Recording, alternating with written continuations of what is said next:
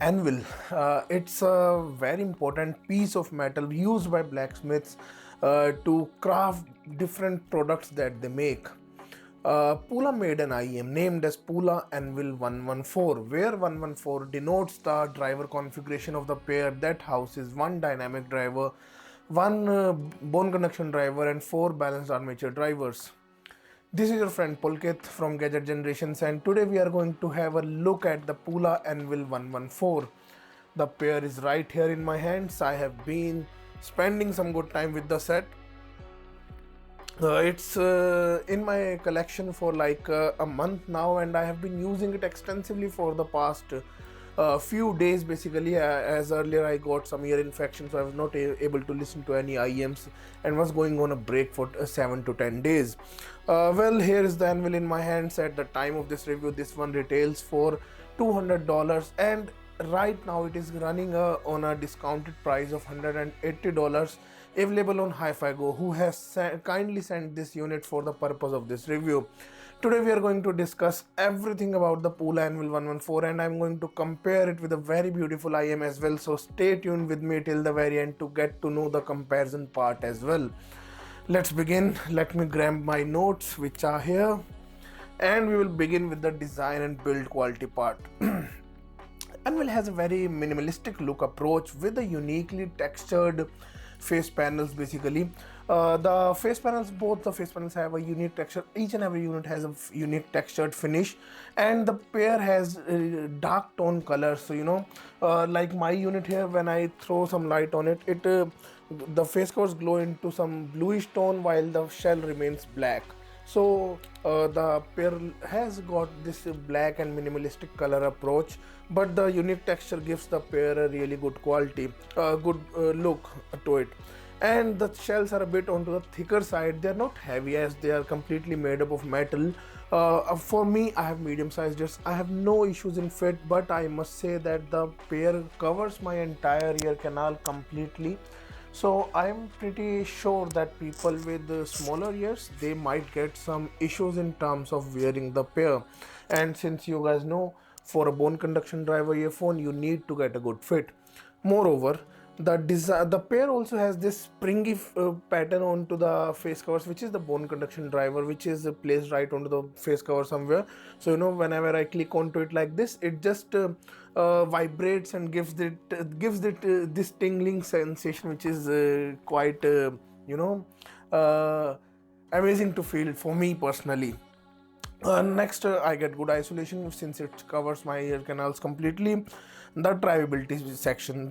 In terms of drivability, I find the pair to be moderately demanding. It is not too demanding in terms of power, but it requires a good source, so it can deliver good sound to you. For me, I have used it with my Hibi R82, which was clocked in at like 40 volume out of 100 level on the middle gain mode, by the way. So I would recommend using a good level DAC amp. Even the mid 5 ones will do well, and get the best out of the PULA Anvil 114.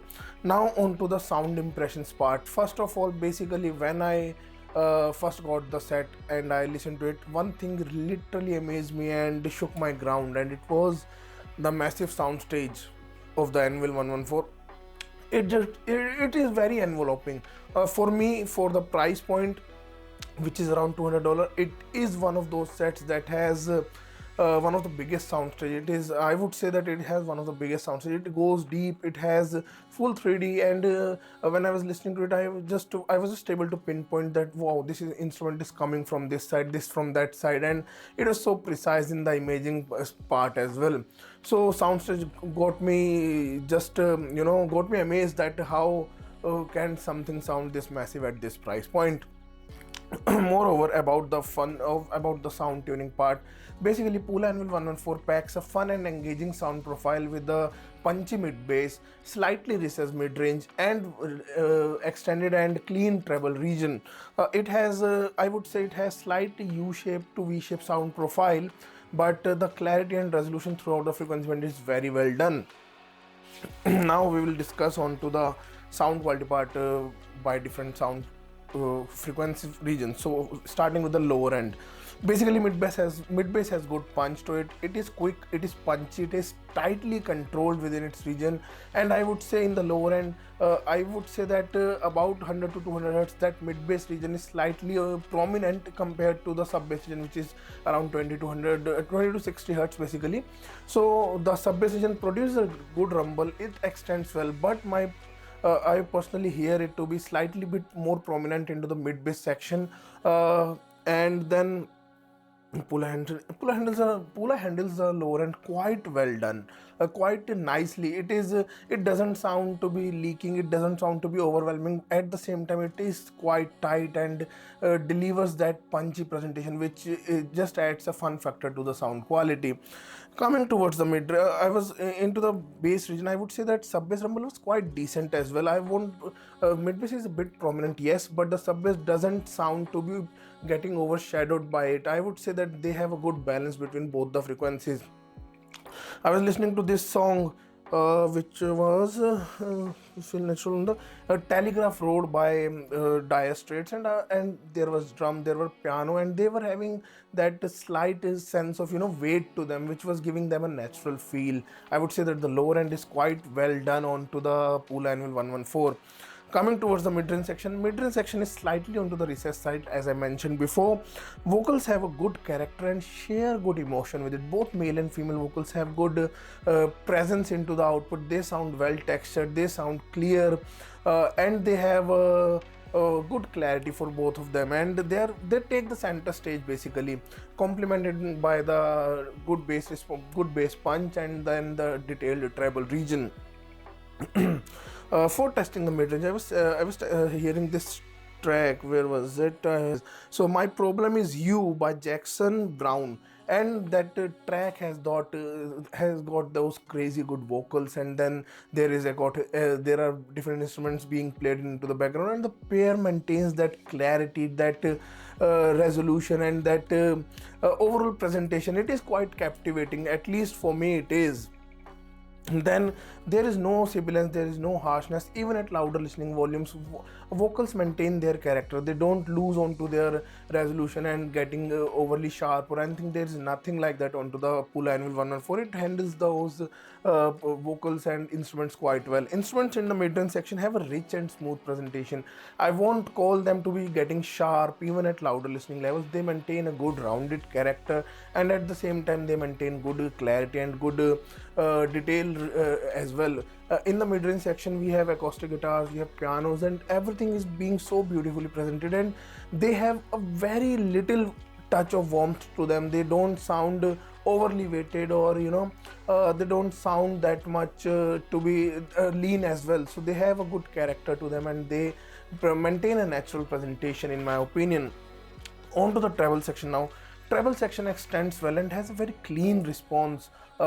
I'm pretty sure that the treble details, electric guitars and violins. I was listening to this track, Wonder Woman by Tina Go, which is my go-to track to testing treble extensions, where violin goes high, has really high notes, and the pair maintains its character by delivering good details and good extensions with that track. It maintains good dynamics actually.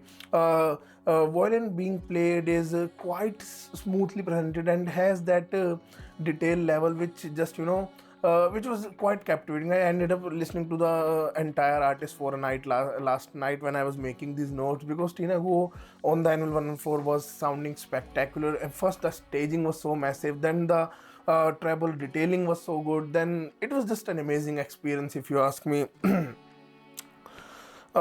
Next we have the technicalities part. I would say outstanding stage, as I have mentioned 2 times before in today's video itself. The stage basically sounds quite holographic and has a 3D presentation. It just envelopes the listener from all the sides. It has good width, it has good depth as well, and not just good, I would say that it is one of the best soundstage experience around the $200 price bracket. And I have tested a few gear around this price point recently, and I would gladly say that this one has the biggest stage in that section. Imaging and positioning of instrument is also quite precise. I would also like to mention the microdynamics with the micro detail retrieval with this set is quite amazingly done. Or you can say that the stage is so beautifully presented that separation is very well done. So you can actually pinpoint different instruments, and you can actually feel the micro dynamics changing quite easily and quite precisely onto this. It is quite precise sounding set in terms of details for different instruments. Like I mentioned, the telegraph road track, so there are different instruments going on into that track at the same time, but you can actually pinpoint different instruments at the corner of your headroom. So basically quite a well done set in terms of technicalities, in my opinion. Now it is time to some comparison, and for the comparison part I would like to pick up a pair which is quite similarly priced but has a different driver configuration. I'm going to talk about Juzear 81T Dragonfly. Again, a very beautifully built IEM and has a different sound profile. I like that set as well, but it sounds quite different to what the PULA Anvil 114 has to offer. So basically the PULA Anvil 114 has a warmer sound profile. Basically it has more punch into the mid bass region. The mid bass delivers crisp and defined and tight punches, while the 81T has more sub bass presence. I would say that on my R82, when I was listening to both the sets while making these notes, on the R82 81T was producing more sub bass rumble. It was more prominent, while I have mentioned earlier in this review as well, the Anvil 114 maintains more prominence into the mid bass section. Next up, the bigger stage. Stage is one of the key aspects of PULA Anvil 114, at least for me, because it is sounding quite massive and quite big. So 81T, it has decent width to the soundstage, but in terms of depth and in terms of an overall 3D holographic feel, I would say that the Anvil 114 has a more bigger presentation, not more big. Moreover, 81T has a slightly airier treble, so it sounds more detailed. Micro details are getting more easily reproduced onto the 81T, while Anvil doesn't lack in that regard as well. I would say that treble region of 81T is superior and has more details into that regard, and it sounds crispier as well. The notes, they have crispy ends, while onto the Anvil 114 they sound quite rounded in their presentation. Well, that's about the comparison part. I hope you guys enjoyed watching today's video about the PULA Anvil 114. It is a beautifully built IEM that brings a unique driver configuration and massive soundstage. For me, if I am going to pick the PULA Anvil 114, I am going to pick it for its quick and punchy mid-bass response, which is quite tight and defined, and then the really big soundstage, and then micro details. So quite a good set in my opinion. I hope you guys enjoyed watching today's video. Well, this is Pulkit from Gadget Generations. Don't forget to leave me a like on this video, and don't forget to subscribe to my channel if you are new here. Also, if you guys have any questions related to the PULA Anvil 114, you can ask me in the comment section below. I will try to answer each and every one of them. Thank you so much.